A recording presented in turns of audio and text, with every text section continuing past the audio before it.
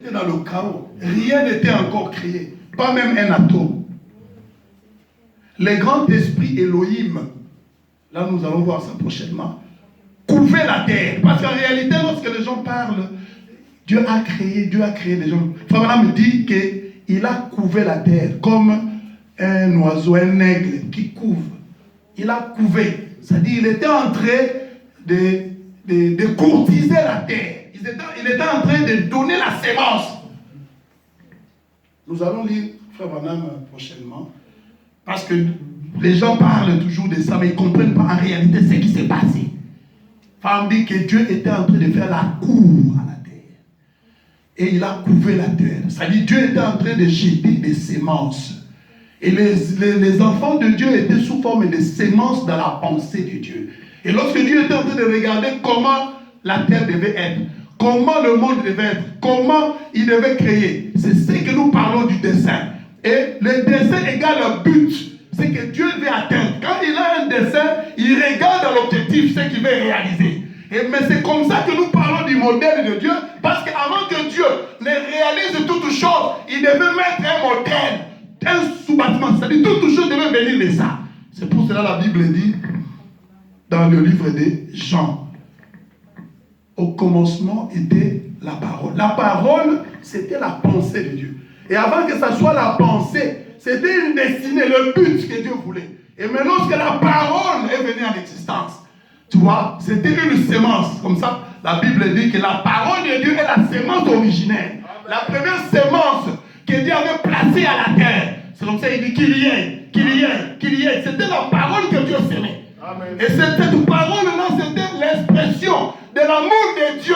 Il était en train de mettre ses enfants en exécution. Est-ce qu'on peut acclamer le Seigneur Jésus?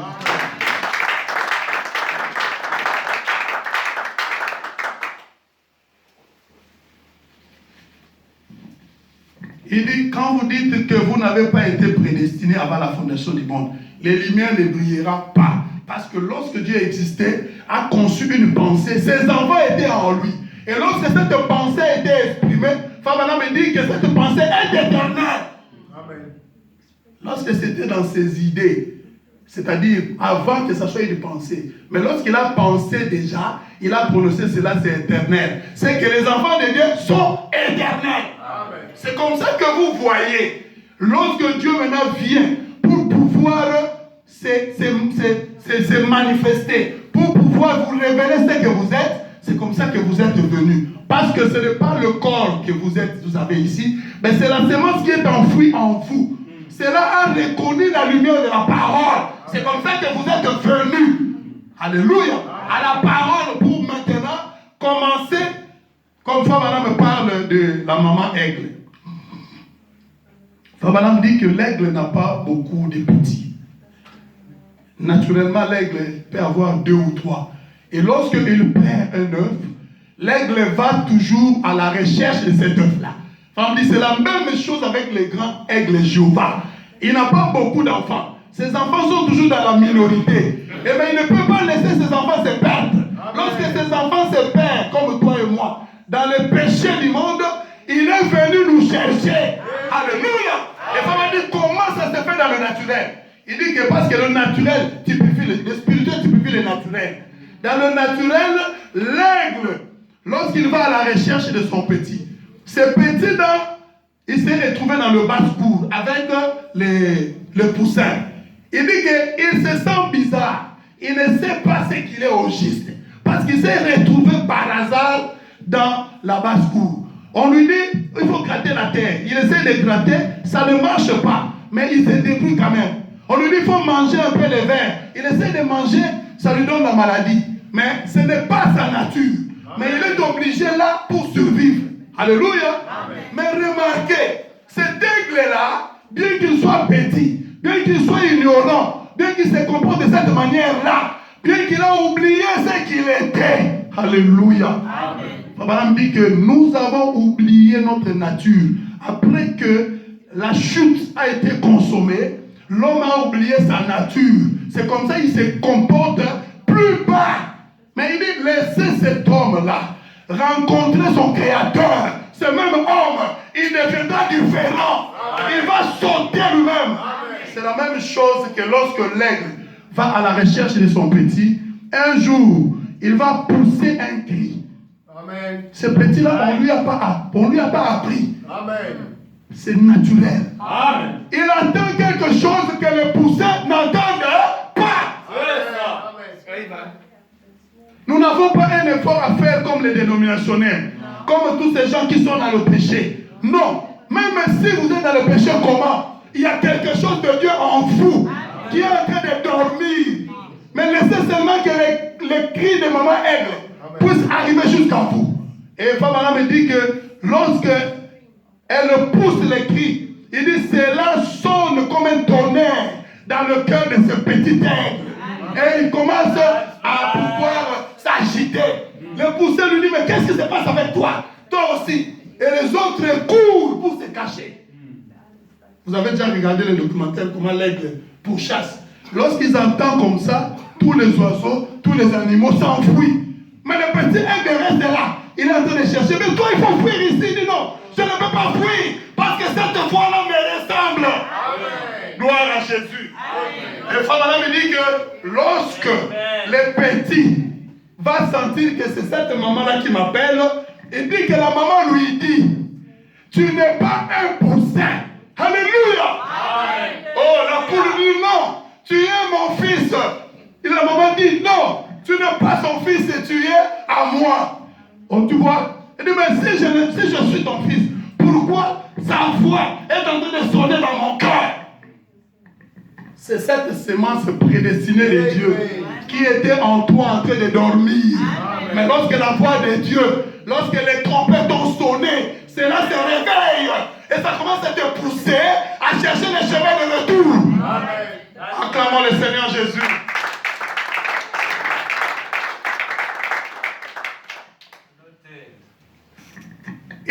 Il dit la lumière ne brillera pas parce que la Bible dit que vous l'avez éteint. Quelqu'un a compris?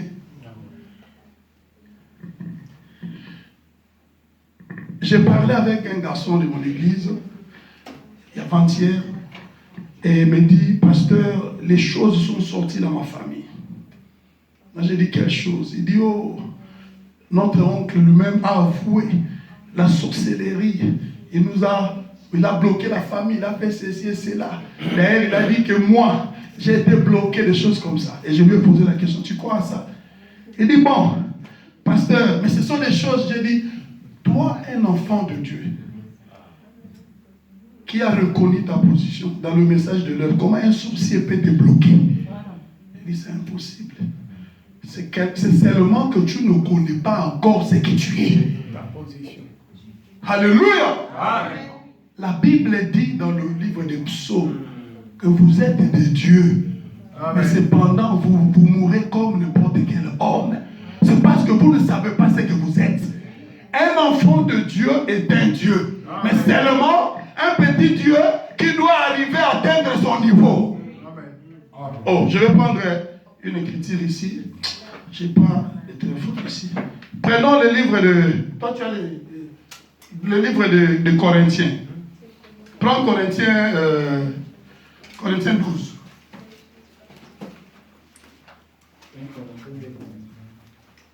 Un Corinthiens 12.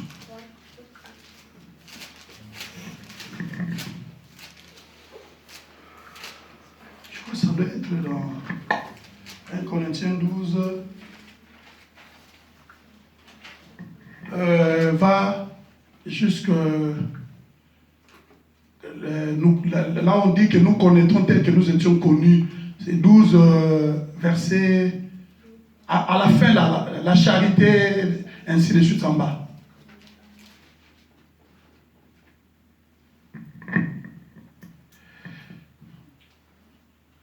Tu ne vois pas?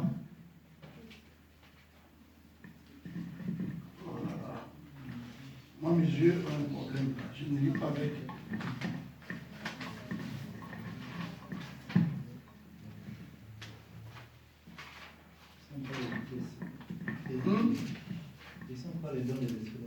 Non, Corinthiens 13 plutôt.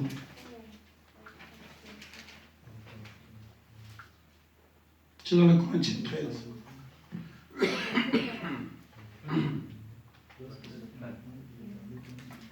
Descendez jusqu'en bas là-bas. 15, hein? 13. Pardon? 1 Corinthiens 13, verset 13, lisez en bas, ma soeur. Maintenant donc, ces trois choses demeurent. Non, montez encore. 11. Lorsque j'étais enfant, oui. Je parlais comme un enfant. Oui. Je pensais comme un enfant. Oui. Je raisonnais comme un enfant. Oui. Lorsque je suis devenu homme, j'ai fait disparaître tout ce qui était de l'enfant. Ok, continue. Aujourd'hui, nous voyons au moyen de miroir, d'une manière obscure, oui. Mais alors nous verrons face à face. Ok. Aujourd'hui, je connais en partie. Ok. Mais alors je connaîtrai comme j'ai été connu. Amen. Arrête-toi là-bas. Vous avez compris? Amen. Lorsque tu étais un enfant, ton comportement était comme un enfant. Mais cela ne change pas l'identité qui est en toi. La Bible dit, lorsque un enfant est encore un enfant, il ne se diffère en rien d'un domestique. Et le domestique peut lui dire, toi, je vais te faire ceci, cela, il a peur. Il ne sait pas qu'il est le prince. Mais laissez ce petit garçon que le domestique était en train de dominer et qu'il grandisse, qu'il connaisse que c'est lui le prince. Amen. Il va commencer à le traiter du doigt comme ça. C'est la même chose. C'est qu'un chrétien qui n'a pas encore su ce qu'il est, qui n'a pas connu sa position, on peut se jouer avec lui par des sorciers, par des magiciens, on peut lui faire peur. Mais laissez ce garçon, cet enfant grandir, arriver à la position du fils. Oh mes frères, les sorciers auront peur de lui. C'est ça, nous connaîtrons tel que nous avons été connus. Maintenant, nous regardons d'une manière obscure, parce que c'est une négative, une copie. C'est ça. Mais lorsque nous devenons nous-mêmes le positif, la réalité, c'est fini. Amen. Et c'est là où nous partons. Alléluia. Amen. J'avance.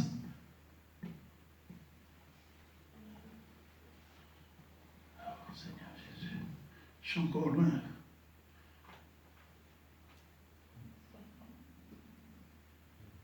Tu tentes de lire l'adoption. Oui, c'est l'adoption. Hein?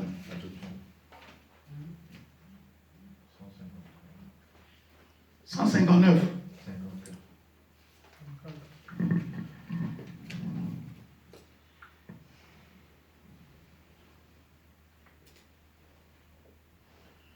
154, hein? Parce que la Bible dit que vous l'avez été. Quand vous dites que vous devez être baptisé au nom de Père, Fils et Saint-Esprit, la lumière ne brillera pas. C'est que la parole de Dieu ne va pas reconnaître cela. Amen. Amen. Parce que la Bible dit que vous devez recevoir le baptême au nom du Seigneur Jésus-Christ. C'est-à-dire tout ce qui est contraire à la parole de Dieu, la lumière du Rim ne peut pas briller. Parce qu'il n'y a personne qui ait jamais été baptisé comme ça dans la Bible. Seulement au nom du Seigneur Jésus-Christ. La lumière ne brillera pas. Alors qu'il y a quelque chose qui cloche quelque part. 155 adoptions. Du 22 mai 60. Il dit, donc l'Urim Thummim ne voulait pas donner des réponses au vieux Saoul. Parce que Saoul, ce qu'il avait fait, c'était en dehors de la parole de Dieu. Il n'arrive même pas à avoir un songe. Parce qu'il a dit, il dit que même le songe ne vient plus. Même le prophète ne prophétise plus. Et Samuel est parti. Je suis resté seul. Il s'était tellement éloigné qu'il n'arrivait même pas à avoir un songe. Alléluia. Amen. Nous sommes tellement remplis des choses du monde. Nos pensées sont obstruées par nos projets, par les préoccupations de la vie et tout ça. Et tous les canaux sont bouchés. De telle manière que le Saint-Esprit ne peut même pas emprunter cette voie pour se révéler à nous. Voilà ce qui arrive, la condition de l'église aujourd'hui. Lorsque l'église s'écarte de modèle, c'est ce qui arrive. Alors, savez-vous ce qu'il a fait? Il est allé chez la magicienne, chez cette vieille magicienne, cette espèce de sorcière là-bas. La sorcière, et il a dit, peux-tu pratiquer de la divination? Il cherchait que Dieu puisse lui parler. Mais il a emprunté de voies qui n'étaient pas recommandées. 159.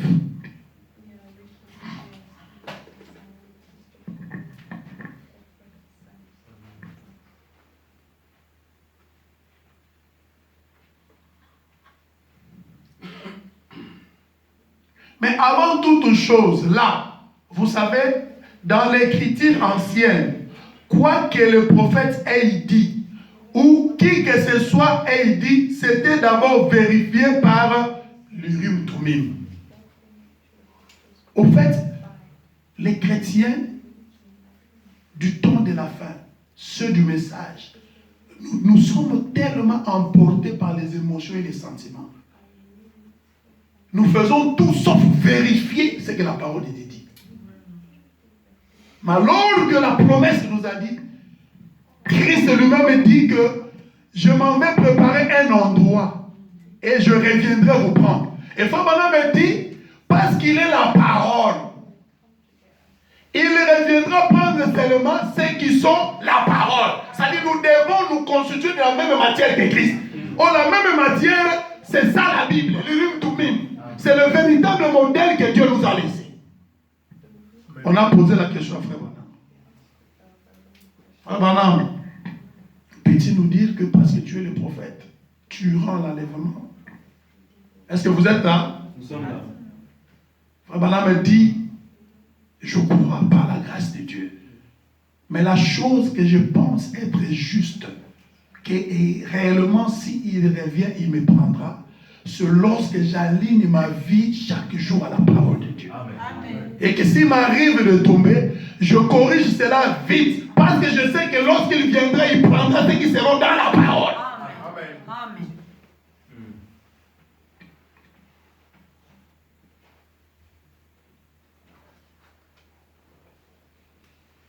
Il dit tout cela. C'était d'abord vérifié par les rimes Tumim. Vous voyez?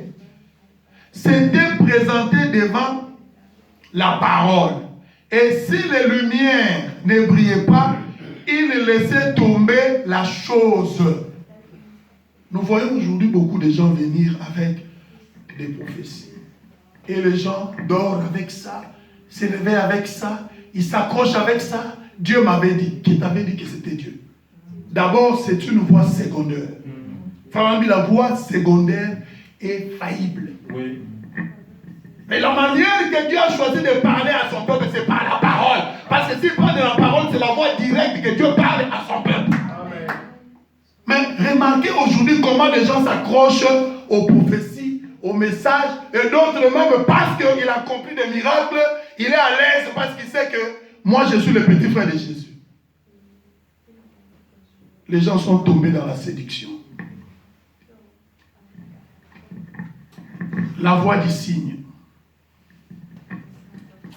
13 mars 84. Maintenant, nous voyons que cela a toujours été la manière de Dieu de faire. La colonne de feu indique que la voix est sur le point de parler. Au Texas, comment pouvez-vous vous être si aveugle? Vous vous souvenez encore de Houston? Vous connaissez Houston, non? L'expérience Houston. Maintenant, il y a une voix qui accompagne les signes.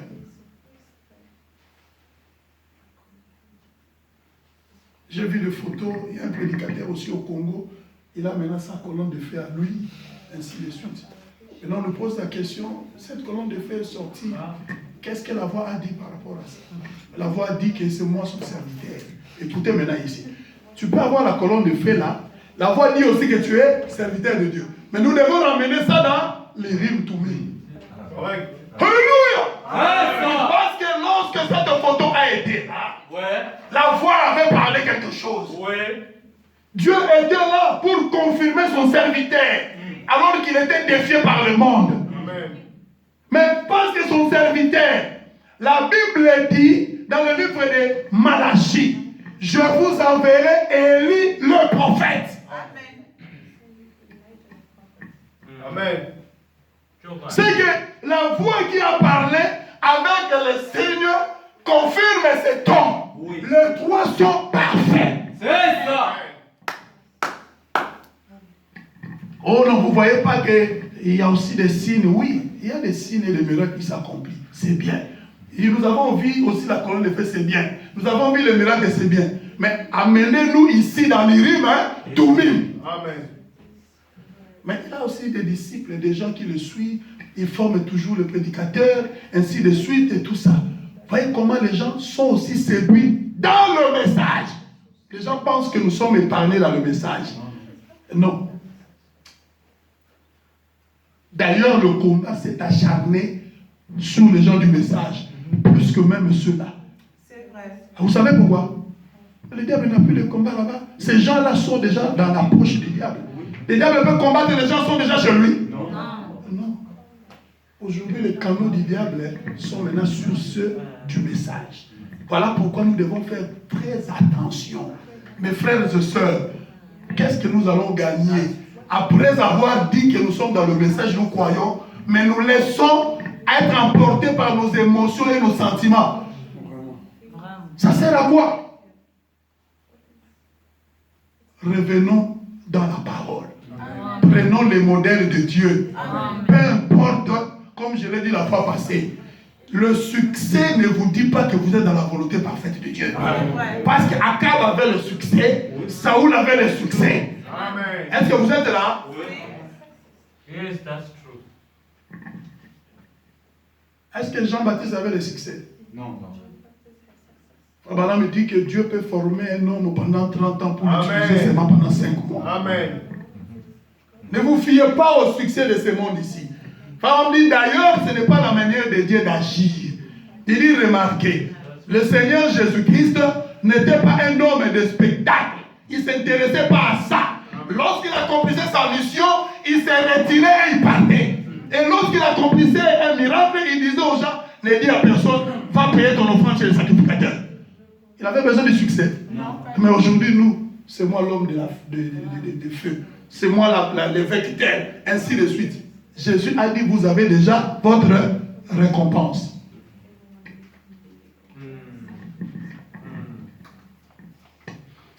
Écoutez, frère Bernard me dit, restez quelques minutes.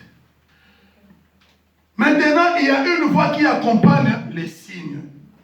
Moïse, un prophète, un signe prophète.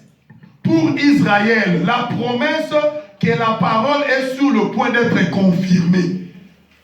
Vous voyez? Dieu avait parlé à Abraham. Cette promesse, après 400 ans, maintenant, ça va accomplir. Dieu donne un signe à un homme. Dieu a parlé. Fondamentalement, c'est bon. Et Dieu donne un signe. Et quand il va là-bas, il confirme les signes. La mathématique de Dieu.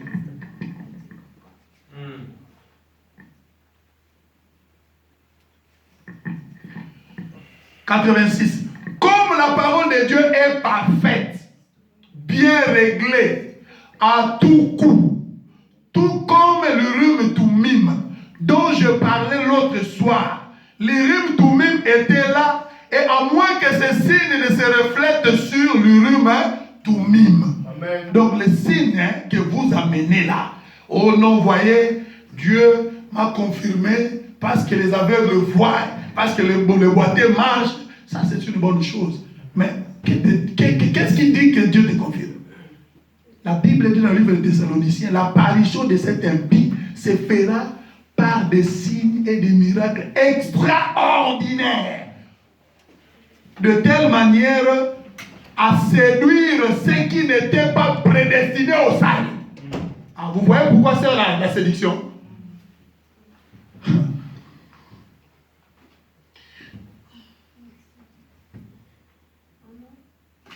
L'Urim Tumim était là. Et à moins que ces signes ne reflètent sur le Urim Thummim. La voix n'était pas acceptée. Parce que lorsque la voix te parle, nous devons prendre cette voix et ramener ça dans la parole de Dieu. Voir quelle est la promesse qui se rapporte à cette voix. C'est ça le problème. Parce que nous sommes dans un âge où les gens cherchent des signes, où les gens veulent que Dieu le parle. Et je ne sais pas moi, Dieu parle quelle langue. Là encore, c'est un autre dossier.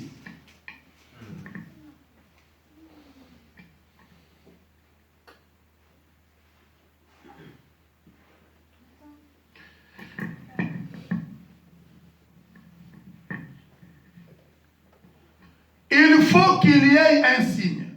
Les signes confirment la voix. Et la voix confirme les signes. C'est ce qui dit oui ou non. Si Dieu l'a refusé, alors la voix dit non. Si les signes étaient là, Dieu avait dit oui. L'ordre établi par Dieu n'a jamais changé. Nous pouvons nous attarder pendant des heures et des heures là-dessus, mais ça n'a jamais changé. Dieu ne change pas sa parole ou sa pensée au sujet de sa parole. La même parole que Dieu avait prononcée au commencement. C'est pour cela qu'il est Hébreux 13, 8. Et Fabana me dit, il est Hébreux 13, 8. Oui. Là-bas avec Moïse. Après avec Paul. Et éternellement avec Branham. Amen. Parce que c'est le messager du temps de la fin.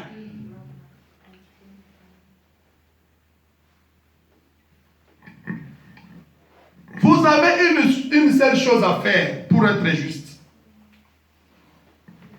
Je suis en train d'aller pour chuter.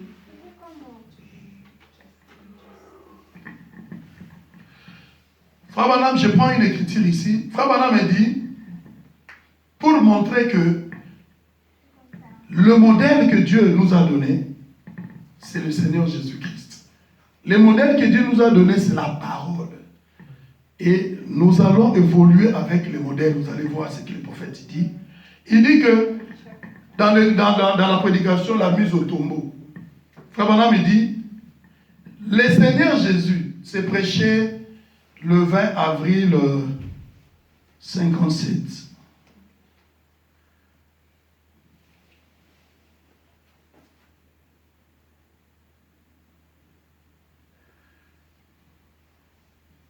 Paragraphe 53, 53-54.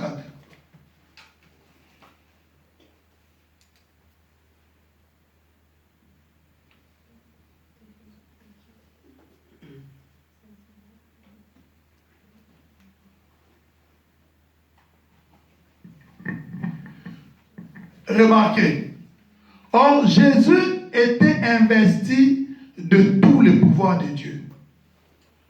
Mais quand il a rencontré Satan, il n'a jamais utilisé aucun de ses pouvoirs. On dit que lorsque vous recevez le Seigneur Jésus-Christ, vous avez la puissance en vous. Qui a reçu le Seigneur Jésus ici? Oh, vous n'avez pas reçu le Seigneur Jésus. Est-ce que vous savez que vous avez la puissance en vous? Le frère Branham dit que cette puissance est contrôlée par une loi. Parce que c'est une puissance que vous ne devez pas exercer pour plaire à vos sentiments. C'est une puissance qui est contrôlée. C'est pour cela, même le Seigneur Jésus-Christ, lorsqu'il est parti au temple, dans la piscine de Bethesda, vous savez que cette piscine-là, il y avait des malades qui restaient là toujours jusqu'à ce qu'un ange qui venait du ciel, et lorsque l'ange tombait dans l'eau, les premiers qui tombaient étaient guéris. Mais remarquez que le Seigneur Jésus va faire un tour là-bas. Il trouve plusieurs gens malades qui ont fait des jours, des mois et des, je ne sais pas moi. Mais il regarde comme ça, il voit quelqu'un qui était à côté là-bas. Il s'approche de lui. Tout le monde attendait que la piscine bouge. Je ne sais même pas si la piscine n'avait pas bougé pendant combien de temps. Mais oh, la piscine était maintenant une personne qui marchait. Et personne n'avait su que la piscine était là. Amen. Est-ce que vous comprenez cela? Amen. C'est pour cela que Jésus avait dit aux pharisiens, il dit que je suis le royaume messianique. Jésus est venu, Madame dit, pour faire sortir les gens du judaïsme, pour le faire entrer dans le christianisme. Alors que la symphonie avait déjà changé. Mais les gens attendaient toujours aller au temple pour faire leur expiation. Alors que l'expiation était devenue un homme qui marchait. Amen. Je suis le chemin, la vérité et la vie. Amen. Il était la vie, mais personne n'avait su cela. C'est comme ça que lorsqu'il est entré dans la piscine, ce monsieur-là n'avait rien fait. Il était là. Mais moi, je crois qu'il avait fait quelque chose. Sa profondeur était en train de réclamer la guérison. Et cette profondeur a attiré le Seigneur là où il était pour venir jusque-là. Et il lui a posé la question. Veux-tu être guéri? Il dit, mais je n'ai personne pour me jeter dans l'eau. Je suis là pendant des années malade. Personne ne me jette. Lorsque l'ange tombe et que moi je vais en retard. Alléluia. Amen. Il dit, je veux monsieur, je veux maître. Et Jésus dit, prends seulement ton lit et pars. Comme ça, comme de la barbe. La même chose se passe aujourd'hui. Je lis d'abord cette écriture ici pour terminer. 53, j'avais dit...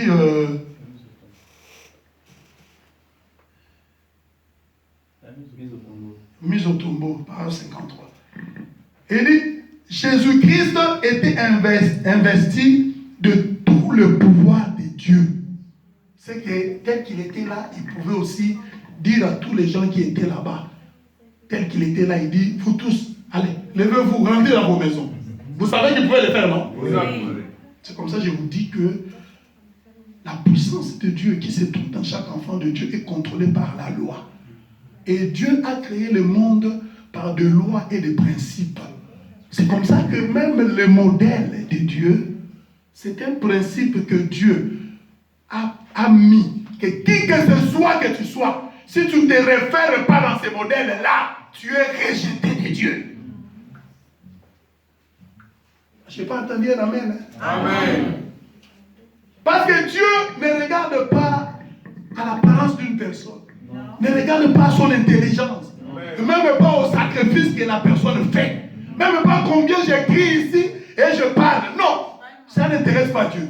Dieu regarde à une seule chose. Amen. Il regarde à son modèle. Amen. Et lorsque vous vous référez à ces modèles-là, vous avez la faveur de Dieu. Amen. That's true. De dimanche, nous avons lu dans le livre de Amos, chapitre 3, que Dieu ne fait rien sans révéler ses secrets à ses serviteurs, les prophètes. Il était investi de tout le pouvoir de Dieu. Mais quand il a rencontré Satan, il n'a jamais utilisé aucun de ses pouvoirs. Oui. Amen. Il s'est reporté uniquement à la parole. Amen. Frère Madame rajoute, effectivement, Amen. il a dit, il est écrit. Amen.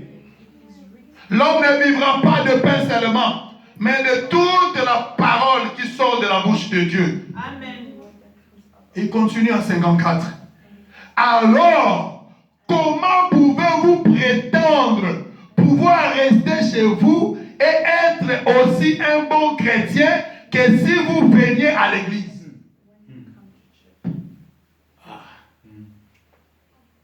Est-ce que c'est moi? Non. C'est ça le modèle de Dieu. Amen.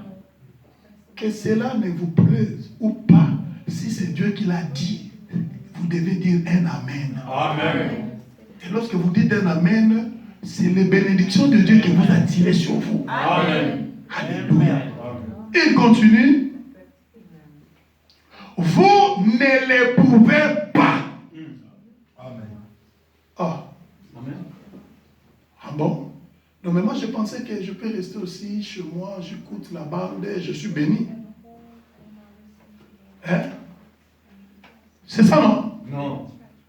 Oh, mais frère Banan, tu vas te contredire pourquoi? On dit que oui, vous ne pouvez pas rester à la maison et rester un bon chrétien. Amen. Parce que c'est la parole de Dieu qui dit. Amen. Alléluia. Amen. Je vais lire, madame, je laisse les commentaires. Vous ne pouvez pas. Femme dit, lisez la parole. Le Saint-Esprit se nourrit de la parole. La Bible est le régime alimentaire spirituel prescrit par Dieu pour son Église. Amen. Et le Saint-Esprit est celui qui vous apporte cela. Et le place dans votre cœur. Et vous arrosez cela avec des actions de grâce. Amen. Alléluia. Amen. Gloire au Seigneur. C'est ce que la parole recommande. Amen. Vous avez déjà vu des enfants où la maman prépare bien la nourriture, ils mangent, ils restent tranquilles, ils n'apprécient pas. Est-ce que ces enfants sont normaux? Non. Oh là là, je ne saurais plus lire ça.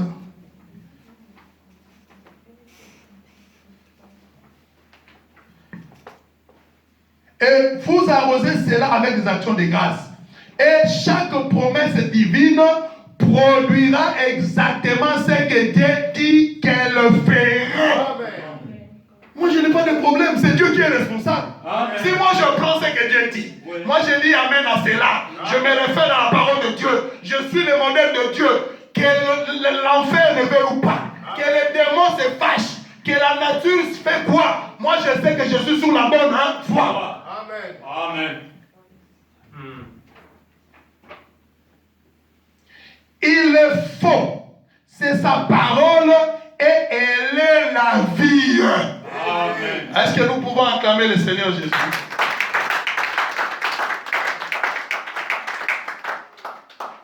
Mes frères et sœurs, Dieu n'est pas ignorant. Lorsqu'en créant l'homme et qu'il avait un but, il a placé devant un modèle que l'homme devait se référer.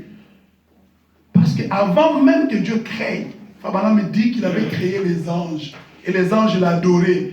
Et c'est là-bas où il y a eu déjà une bataille. Avant que moi et toi, nous puissions venir dans ce monde, il y avait déjà une bataille là-bas. Et Dieu avait chassé Satan. Et Satan, avec sa fureur, était tellement acharné contre la sémence de Dieu. Parce qu'il était là lorsque Dieu projetait, faisait ses projets. Alors, Frère Bonhomme me dit, qu'est-ce que Dieu a fait? Sachant que le diable serait fort, il a placé ses enfants sur une tour forte, qui est la parole de Dieu, afin que Satan soit incapable de les atteindre. Et ces murs-là, c'est la parole.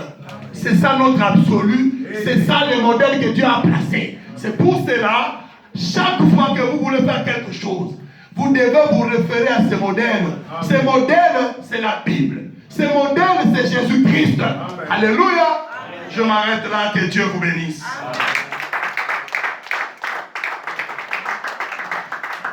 Nous allons incliner nos têtes. Est-ce que, je ne sais pas, vous connaissez Miséricorde? On peut chanter ça. Dieu fait-il tout pardonner à soudain si grand coupable?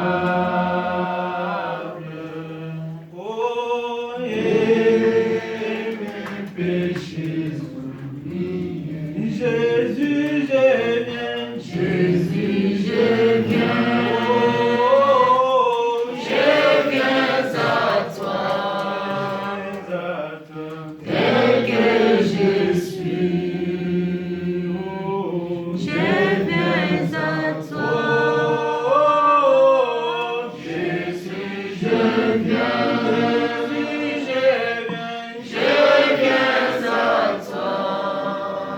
Oh,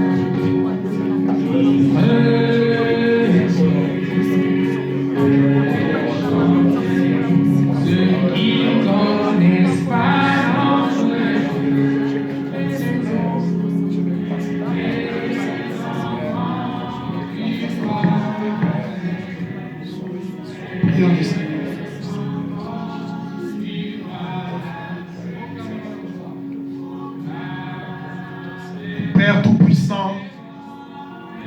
Nous te bénissons, Seigneur. Nous te rendons des multiples actions de grâce, notre Dieu. Toi, Père éternel, qui nous as bénis, ô Dieu, en ce jour, Seigneur, alors que nous étions encore une fois dans ta maison, Père. Ô Dieu, nous croyons, Père. Nous venons ici, Seigneur, pour apprendre, ô Dieu, afin de savoir comment affronter notre ennemi, ô Dieu Tout-Puissant. Car le diable, Père éternel, ô Seigneur, a multiplié les tactiques, ô Seigneur, afin de pouvoir, Père bien-aimé, attraper, ô Seigneur, encore un plus grand nombre, Seigneur. Pour cela, le prophète dit, comme là-bas, ô Père, le diable a séduit plus de 2/3 des anges. Ainsi, ô Père éternel, plus de 2/3 des gens sont dans le péché. Parce que le diable, ô Père éternel, Seigneur, s'est caché derrière la religion, qui est une couverture, ô Seigneur, pour garder les gens dans une sorte de formalité. Ô Père, les gens, Seigneur, vont jusqu'à faire, ô Dieu, de pénitence, Seigneur. Vont jusqu'au Dieu Tout-Puissant à se faire du mal dans leur corps, ô Dieu, croyant, Seigneur, de rendre un culte à Dieu. Alors que, Père bien-aimé, Seigneur le gloire, la parole de Dieu nous dit, Dieu se cache et se révèle dans la simplicité. Pour que les simples, pour que les ignorants, pour que ceux qui les cherchent le trouvent, Seigneur notre Dieu.